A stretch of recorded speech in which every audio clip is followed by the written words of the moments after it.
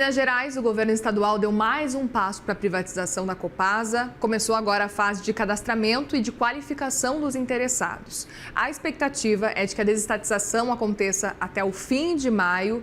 Vamos conversar então com a colunista da CNN Infra, Isadora Cohen, que está mais uma vez presencialmente com a gente aqui. Bem-vinda. Obrigada, Muri. É sempre um prazer estar aqui com os nossos telespectadores. Prazer é nosso em te receber. Isa, explica pra gente, antes de mais nada, por que privatizar a Copasa? Pois é, essa é uma excelente pergunta porque a Copasa faz muitos investimentos, ela é reconhecida como uma boa empresa, mas a necessidade de investimentos até 2033, que é um marco importante, né, que todo o serviço de saneamento precisa ser universalizado, ela vai precisar fazer muito mais. Então, a gente está falando de um investimento histórico que a Copasa faz de mais ou menos 2 bilhões de reais por ano. E para 2033 ela precisa fazer mais pelo menos 30 bilhões. Então ela teria que elevar esse patamar para 3 a 4 bilhões por ano. Então esse é um primeiro motivo por que privatizar a Copasa, ainda que ela seja uma boa prestadora de serviços.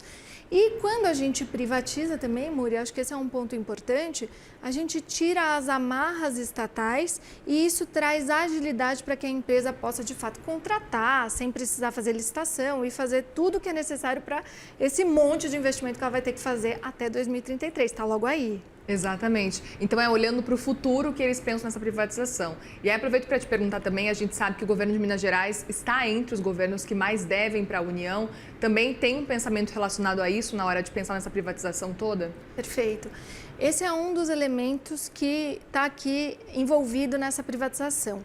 O recurso levantado com a venda das participações do Estado para um acionista de referência e também no mercado de ações, ele vai ser destinado ao pagamento da dívida que o Estado tem com a União. Então, essa privatização, né? Hoje o Estado tem 50,03% do capital da Copasa e vai alienar essa participação, digamos assim, para dois blocos. O primeiro bloco, de 30% das ações da companhia, será leiloado, né, para um acionista de referência que passará a ser o controlador dessa companhia e vai ter aí, né, enfim, um grande protagonismo no que virá a seguir. E o restante disso, de 15% a 20%, vai ser destinado para o mercado. O dinheiro que o Estado levantar com essa venda da sua participação vai ser usado para pagar a União. Então, esse realmente é um dos motivos, é um dos elementos importantes dessa privatização. Talvez não quite todas as dívidas, mas já auxilia nesse processo e talvez de tirar Minas Gerais daquele ranking entre os maiores devedores, né? Talvez, essa é uma das expectativas. E você sabe, né, o governo vem se preparando para essa privatização há algum tempo e foi feito um valuation da empresa. Então, hoje a gente estima que a Copasa valha algo como quase 20 bilhões de reais. Essas ações, né, que vão ser negociadas agora, elas estão aí estimadas num patamar de R$50 por ação. Isso é uma valorização importante se a gente considerar o valor histórico da ação da Copasa, né? Então, se a gente pega 10 anos atrás, 5 anos atrás, a Copasa ela era negociada por algo como R$14 a ação. Então, já tem uma supervalorização e a ideia é que nesse processo de precificação do ativo, que passa por esse acionista de referência, e depois o book building que vai ser realizado, essa ação seja ainda mais valorizada e o recurso realmente seja usado para quitar essa dívida que o Estado tem com a União. Você sabe, Muri, que esse é um tema importante, né? Porque dia 8 de maio agora é uma data muito relevante para o processo de privatização da Copasa. Então, você disse mesmo, agora a gente está vivendo o procedimento de quase deslanchar essa privatização. Na sexta-feira, a gente teve um importante marco que foi, né, a divulgação do manual para o acionista de referência, que é esse que vai deter 30% do capital da Copasa. E até dia 8 agora do próximo mês, a gente vai saber quem são os interessados em adquirir 30% do capital da Copasa. Isso é muito relevante. E aí, se a gente tiver interessados nesse processo, aí o Estado pode ficar com 5% da participação da Copasa ainda e vender os 15% de participação da Copasa, que ainda são detidos pelo Estado, no mercado, pelo preço ofertado pelo acionista de referência. E aí, quem são as potenciais empresas, né, que podem participar disso? E aí, enfim, As grandes, né? Porque o que aconteceu na sexta-feira? Nessas regras foram divulgadas quais são as condições de habilitação daquele que quiser ser o acionista de referência dessa empresa. Essas empresas que participarem, elas vão precisar oferecer uma garantia, uma fiança bancária de 7 bilhões de reais e elas vão precisar comprovar que elas já fizeram investimentos de pelo menos 6,3 bilhões de reais nos setores de infraestrutura. E não só saneamento. Não são empresas pequenas, então. Não são empresas pequenas e é justamente esse um dos pontos dessa privatização. Possivelmente, quem a gente vê se movimentando nesse ambiente é a Sabesp, que foi recentemente privatizada, né, que hoje é do Grupo Equatorial e que tem aí muitos investimentos realizados não só no setor de saneamento, mas também de energia. E a Egea, que é uma grande empresa, acho que hoje ela é a maior empresa de saneamento do Brasil. Essas duas empresas, elas ficam aí no ranking como as duas maiores e disputando, como é saudável. E elas possivelmente vão aí se cadastrar nesses próximos dias para poder ofertar o seu preço lá na frente, ao final do mês de maio. E aí esse preço, de quem quer que seja a vencedora, é que vai definir o preço de venda no book building que vai ser realizado para os outros 15%. Agora vamos supor, Muri, que nenhuma empresa apresente proposta, né, apresente documentos de habilitação suficiente para se tornar esse acionista de referência. Nesse caso, o Estado pode, inclusive, alienar toda a sua participação no ambiente de bolsa. E aí ele retém só uma golden share e fica ali responsável por decisões que são importantes também. Enfim, esse é um processo que está sendo aguardado. A gente vai precisar ver o que vai acontecer nos próximos passos. Perfeito. E aproveito para perguntar aquela dúvida que sempre bate para o consumidor. Vai ficar mais caro para o consumidor? Qual que é o impacto dessa privatização num longo prazo? Claro que a gente está num processo ainda de não oficializou a privatização ainda, a gente vai ter que acompanhar ainda o passo a passo nos próximos meses. Mas para o consumidor final, quando esse processo todo acabar, qual que pode ser o impacto? Pois é. A tarifa, ela reflete investimento. Esse é um dos componentes mais importantes. E você se lembra que a gente está falando de 30 bilhões de investimento, pelo menos, em mais alguns anos até 2033. Hoje, a Copasa tem até uma cobertura importante para os serviços de água, de quase 100% da população.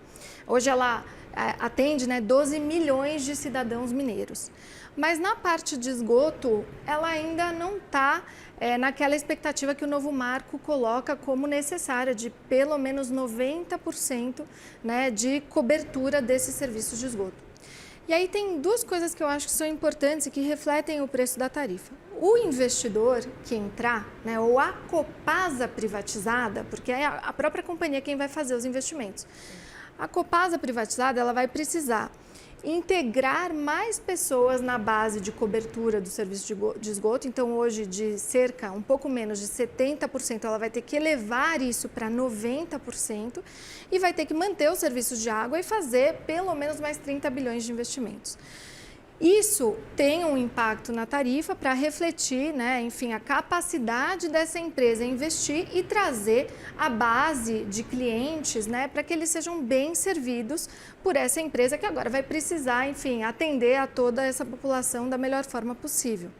Uma coisa que é interessante quando a gente fala de municípios, enfim, e de esgoto, é uma recente definição que o governo do estado, junto com a própria Copasa e a Associação Mineira de Municípios, a AMM, acabou de definir, é que para a privatização ser bem sucedida, os municípios que já são atendidos atualmente pela Copasa vão poder aderir a essa privatização, estendendo os seus atuais contratos até 2073 e para aqueles municípios que hoje não são atendidos na vertente de esgoto, que eles possam trazer o seu esgoto aqui para dentro da Copasa até 2073.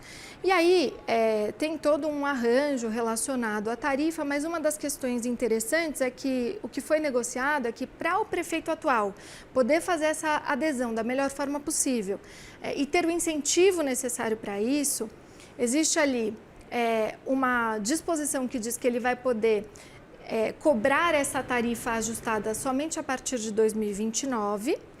E não só isso, que vai ter ali um colchão de mais ou menos 350 milhões de reais no todo para todos esses municípios, que vão poder ser utilizados para o próprio Fundo Municipal, né, de saneamento, para que seja revertido em investimentos do saneamento. Então, enfim, tem aí uma série de questões envolvidas na tarifa, mas a modicidade está sendo buscada a partir de alguns instrumentos como esses. E tem previsão de quando esse processo todo de privatização acaba? A gente pode esperar que talvez no primeiro semestre ou talvez se arraste ainda um pouquinho mais? A expectativa é o primeiro semestre. Esse processo de privatização, ele teve alguns marcos importantes.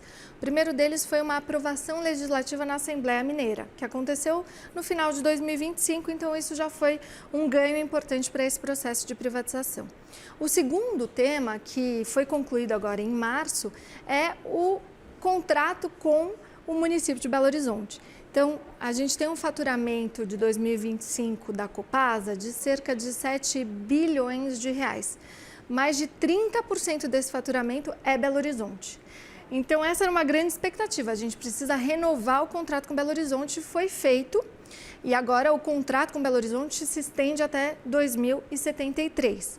Então, esse era mais um ponto importante porque traz valor para a companhia.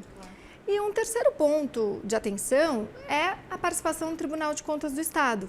Então, essa publicação desse manual para o investidor, né, o acionista de referência, ele foi possível porque o Tribunal de Contas falou assim, olha, segue o processo, mas eu quero dar uma olhadinha nesse processo quando ele seguir, enfim, daqui a algum tempo, porque eu vou estudar mais a fundo os pontos técnicos dessa privatização. E aí, enfim, esse é um ponto que é aguardado e que eventualmente pode atrasar, arrastar um pouquinho, mas não me parece ser o caso.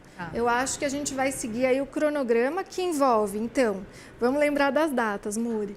Sexta-feira foi publicado o manual. Isso. Até dia 8 de maio, os investidores, e a gente até falou, né, Sabesp e a Egea, mas os grandes investidores que vão ser os acionistas de referência podem apresentar a sua habilitação, comprovando 7 bilhões de fiança, é muita coisa, Muri. 6 bilhões de investimentos. Até lá, a B3 vai analisar, então, os documentos, né, de quem está participando, verificar se realmente eles cumprem essas condições. Enquanto isso, os bancos que estão estruturando a privatização vão fazer o book building, que envolve um roadshow e envolve você realmente cadastrar outros investimentos que estejam, enfim, dispostos a comprar a Copasa no mercado pulverizado. No final de maio, início de junho, e essa é a expectativa, a gente vai ter, de fato, a proposta sigilosa desses grandes grupos que vão ter 30% do capital da Copasa. E esse preço ofertado, ou melhor, o preço do vencedor, né, porque cada um pode dar um preço, tem que ser maior do que o orçamento de referência do governo do estado. Já existe, mas a gente não sabe qual é sigiloso. Então, aí tem dois incentivos. Então, numa disputa, o acionista de referência possivelmente vai dar um preço alto, porque ele quer vencer os seus oponentes, mas, ao mesmo tempo, não pode ser tão alto a ponto de inviabilizar a oferta para os demais potenciais compradores no mercado pulverizado. Então, esse é o dilema do investidor que apostar para ser o acionista de referência. Tem um grupo, Muri, só para concluir, que já está de olho em toda essa movimentação da Copasa que a gente falou. Começou com uma ação lá de 14, 13 e agora 50, enfim, com tendência de alta, que é a Perfin.